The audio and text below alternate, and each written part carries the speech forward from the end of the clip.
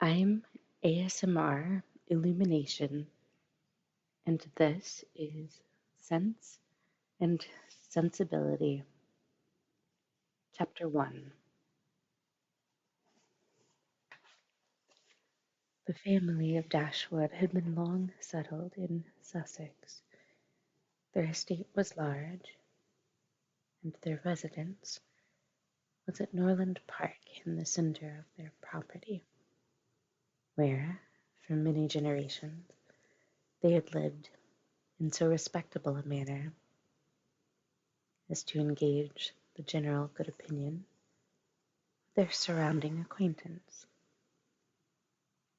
The late owner of this estate was a single man who lived to a very advanced age, and who, for many years of his life, had a constant companion and housekeeper in his sister. But her death, which happened 10 years before his own, produced a great alteration in his home, for to supply her loss, he invited and received into his house the family of his nephew, Mr. Henry Dashwood, the legal inheritor of the Norland estate, and the person to whom he intended to bequeath it. In the society of his nephew and niece and their children, the old gentleman's days were comfortably spent. His attachment to them all increased. The constant attention of Mr. and Mrs. Henry Dashwood to his wishes, which proceeded not merely from interest, but from goodness of heart, gave him every degree of solid comfort which his age could receive, and the cheerfulness of the children added a relish to his existence. By a former marriage, Mr. Henry Dashwood had one son. By his present lady, 3 daughters. The son, a steady, respectable young man, was amply provided for by the fortune of his mother, which had been large, and half of which was devolved on him on his coming of age. By his own marriage, likewise, which happened soon afterwards, he added to his wealth. To him, therefore, the succession to the Norland estate was not so really important as to his sisters, for their fortune, independent of what might arise to them from their fathers inheriting that property, could be but small. Their mother had nothing, and their father only £7,000 in his own disposal, for the remaining moiety of his first wife's fortune was also secured to her child, and he had only a life interest in it. The old gentleman died.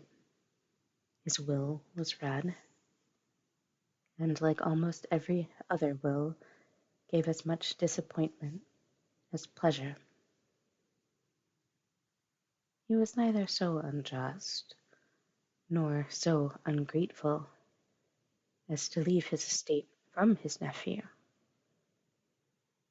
but he left it to him on such terms as destroyed half the value of the bequest.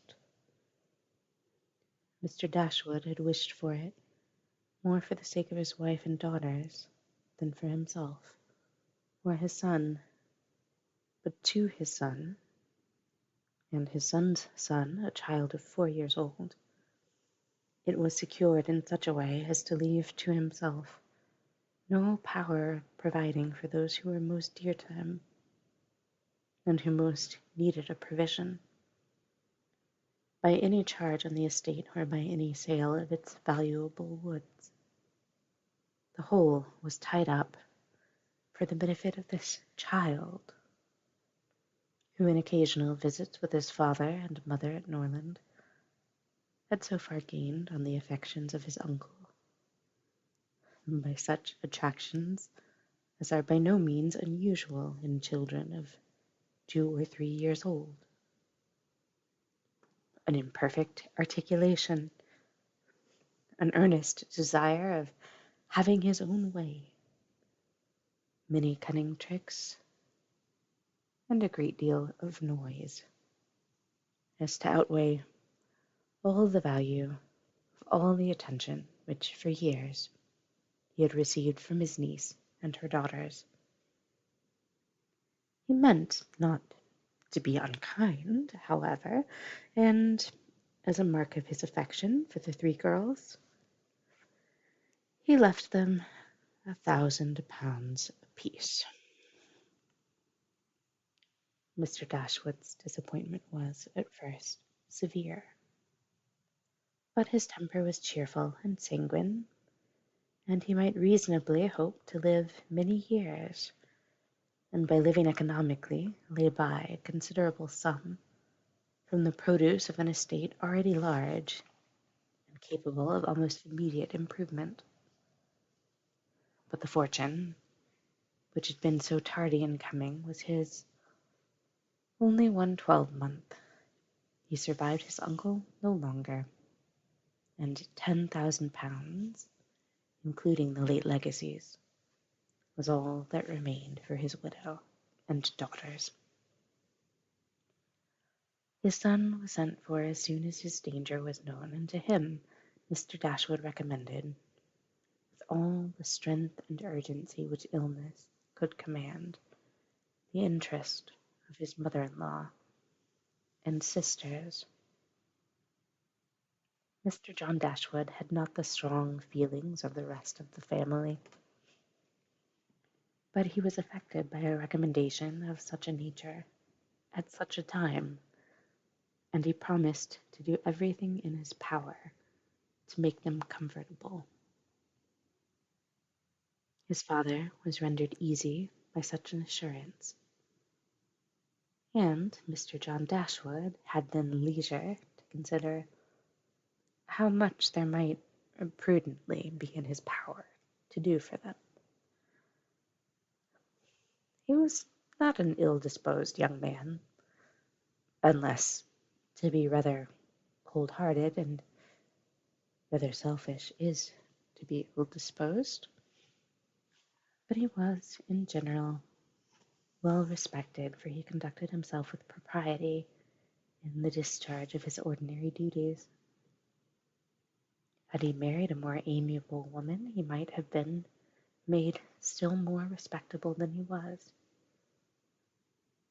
He might even have been made amiable himself, for he was very young when he married, and very fond of his wife.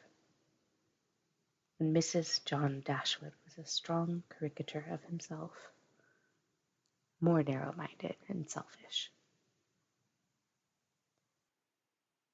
When he gave his promise to his father, he meditated within himself to increase the fortunes of his sisters by the present of £1,000 apiece. He then really thought himself equal to it. The prospect of 4,000 a year, in addition to his present income, besides the remaining half of his own mother's fortune, warmed his heart and made him feel capable of generosity. Yes, he would give them £3,000. It would be liberal and handsome. It would be enough to make them completely easy. £3,000. He could spare so considerable a sum with little inconvenience. He thought of it all day long, and for many days successively, and he did not repent. No sooner was his father's funeral over than Mrs. John Dashwood, without sending any notice of her intention to her mother-in-law, arrived with her child and their attendants. No one could dispute her right to come. The house was her husband's, from the moment of his father's decease. But the indelicacy of her conduct was so much the greater, and to a woman in Mrs. Dashwood's situation, with only common feelings, must have been highly unpleasing. But in her mind there was a sense of honor so keen, a generosity so romantic, that any offense of the kind by whomsoever given or received was to her a source of immovable disgust. Mrs. John Dashwood had never been a favourite with any of her husband's family, but she had had no opportunity till the present of showing them with how little attention to the comfort of other people she could act when occasion required it. So acutely did Mrs. Dashwood feel this ungracious behaviour, and so earnestly did she despise her daughter-in-law for it, that on the arrival of the latter she would have quitted the house for ever, had not the entreaty of her eldest girl induced her first to reflect on the propriety of going, and her own tender love for all her 3 children demanded her afterwards to stay, and for their sakes avoid a breach with their brother. Eleanor, this eldest daughter whose advice was so effectual, possessed a strength of understanding and coolness of judgment which qualified her, though only 19, to be the counsellor of her mother, and enabled her frequently to counteract, to the advantage of them all, that eagerness of mind in Mrs. Dashwood which must generally have led to imprudence. She had an excellent heart, her disposition was affectionate, and her feelings were strong, but she knew how to govern them. It was a knowledge which her mother had yet to learn, and which one of her sisters had resolved never to be taught. Marianne's abilities were, in many respects, quite equal to Eleanor's. She was sensible and clever, but eager in everything. Her sorrows, her joys, could have no moderation. She was generous, amiable, interesting. She was everything but prudent. The resemblance between her and her mother was strikingly great. Eleanor saw, with concern, the excess of her sister's sensibility, but by Mrs. Dashwood it was valued and cherished.